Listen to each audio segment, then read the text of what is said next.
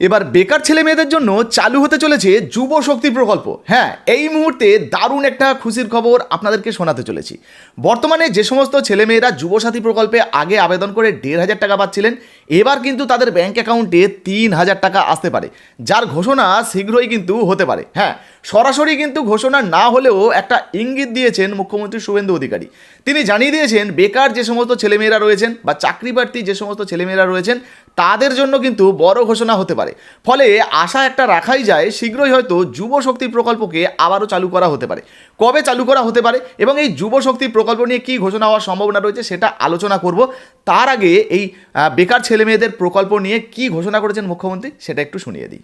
এর বাইরেও আগামী 22 তারিখে রাজ্য বাজেট আছে, সেখানে যুবকদের জন্য, সরকারি কর্মচারীদের জন্য, আমাদের শিক্ষিত চাকরি প্রার্থীদের জন্য আমাদের আরো অনেক কর্মসূচি আপনারা দেখতে পাবেন।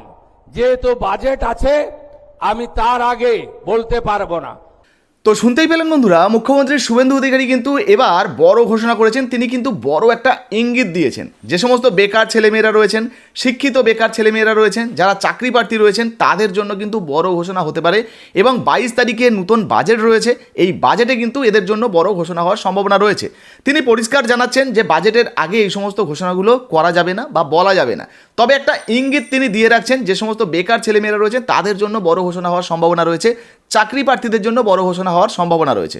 ফলে আমরা কিন্তু একটা আশা ধরে রাখতে পারি যে যুবসাথী প্রকল্প আগে চালু ছিল এই মুহূর্তে ঘোষণা হচ্ছিল না। বারবার সবাই কমেন্ট করছিলেন যে দাদা যুবসাথী নিয়ে কথা বলুন, যুবসাথী চালু হতে পারে কিনা এই নিয়ে কিছু বলুন। তো এবার দেখতে পাচ্ছেন নতুন একটা ঘোষণা কিন্তু 22 তারিখে হওয়ার সম্ভাবনা রয়েছে। যে বাজেট পেশ হবে সেখানে কিন্তু যুবশক্তি প্রকল্প মানে যুবসাথীটাই তো যুবশক্তি হবে।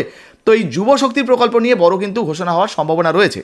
আর যদি যুবশক্তি প্রকল্পের ঘোষণা হয়ে যায় তাহলে তো আপনারা জানেন 1,500 নয় 3,000 টাকা করে আপনাদের ব্যাংক অ্যাকাউন্টে কিন্তু দেওয়া হবে।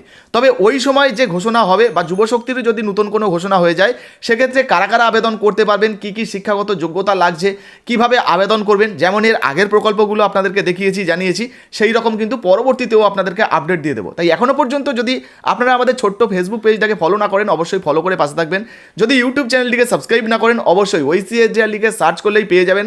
অবশ্যই যারা সাবস্ক্রাইব করছেন না করে নেবেন, একদম ফ্রি, কোনো টাকা লাগে না। সাবস্ক্রাইব করে পাশে থাকবেন আর ভিডিওটা বেশি বেশি করে শেয়ার করবেন যাতে অন্যান্য আপনাদের বন্ধুরা বা বন্ধুবান্ধবরা জানতে পারে এই তথ্যটা। অবশ্যই শেয়ার করে দেবেন। হ্যাঁ, লাইক দিতে ভুলবেন না। ধন্যবাদ।